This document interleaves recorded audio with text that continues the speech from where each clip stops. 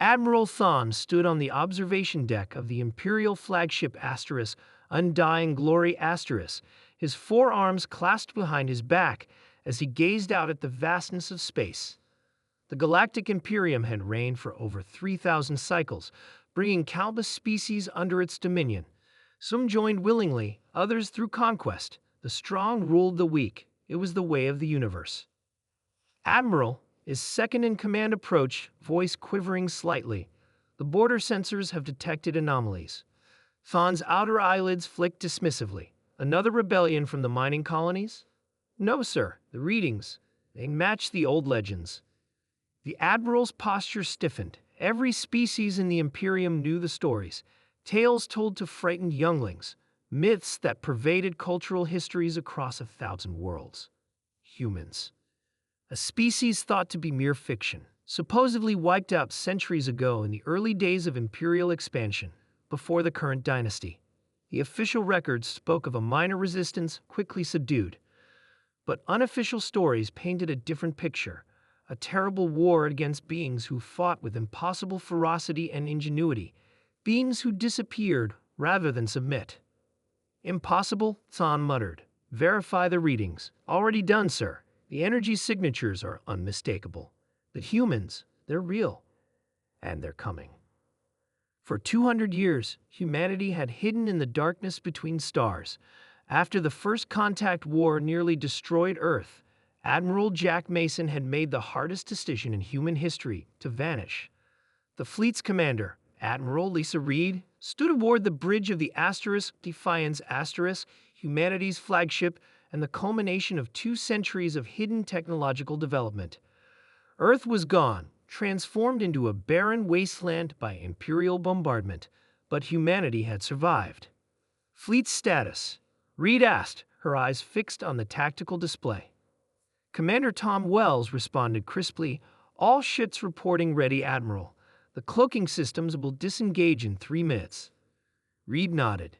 200 years of preparation, living in hidden asteroid bases, constructing vessels in the shadows of gas giants, developing technologies the Imperium couldn't imagine. 200 years of passing down the stories, teaching each generation about what had been lost and what must be reclaimed. This isn't about revenge. Reed addressed her bridge crew, though her words would be transmitted throughout the human fleet. This is about justice. This is about ensuring that what happened to Earth never happens to another world. The first signs of the human arrival weren't ships at all. Across the Imperial network, communications began to falter. Defense systems reported anomalies. Orbital platforms went offline.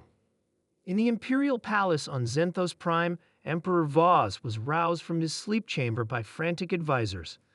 What is happening? He demanded. His chief military advisor, General Mox, bowed deeply. Your Magnificence, we are under attack by a myth.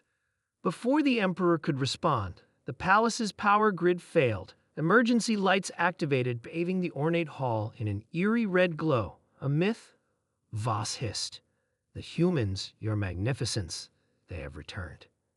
The Imperial Defense Fleet scrambled to form a blockade, but they were fighting an enemy they couldn't see. Human ships appeared seemingly from nowhere, their advanced cloaking technology making them ghost-like until the moment they struck.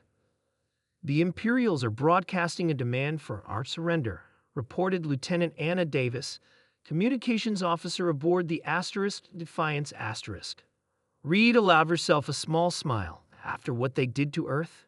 Broadcast this to all Imperial channels. We are humanity. You believe this, legends. You will find we are much worse.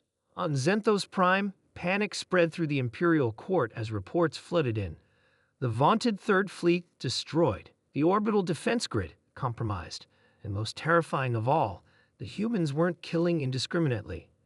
They were targeting military installations with surgical precision, avoiding civilian casualties wherever possible. They're monsters, whispered one Imperial advisor.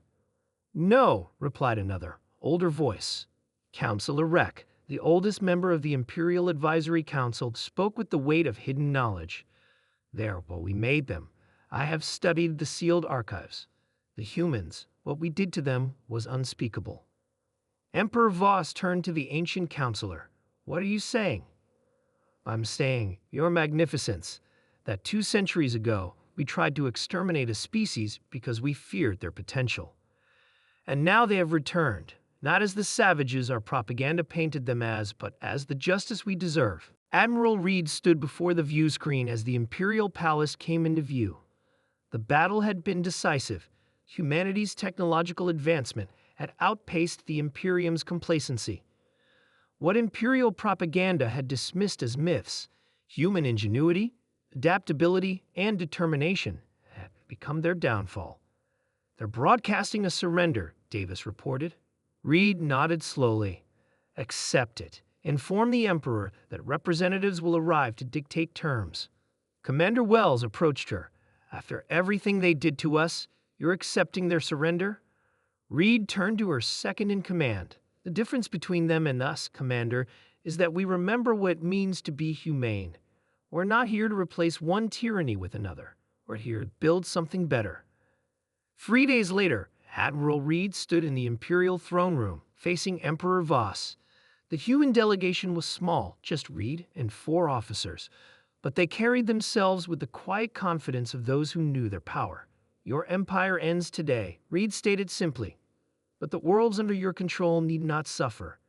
Humanity proposes a new galactic council with representatives from all sentient species." Voss stared in disbelief. "You would show mercy after what we did to your homeworld?" Reed's expression remained impassive. "Earth is gone. Nothing will bring it back. But humanity is more than a planet. It's an idea. The idea that strength comes not from domination, but cooperation. Not from fear, but respect." As she spoke, the view screens throughout the palace activated, showing human ships delivering aid to Imperial worlds that had suffered under the dynasty's oppression. "Humans were legends," Reed continued. "Stories told to frighten children. Now we have a chance to write a new story. One where humanity is known not for its vengeance, but for its justice." The fallen emperor looked up at his conqueror and saw something unfamiliar in her eyes. Not the cruelty he would have shown in her position, but something far more terrifying to a tyrant. Mercy.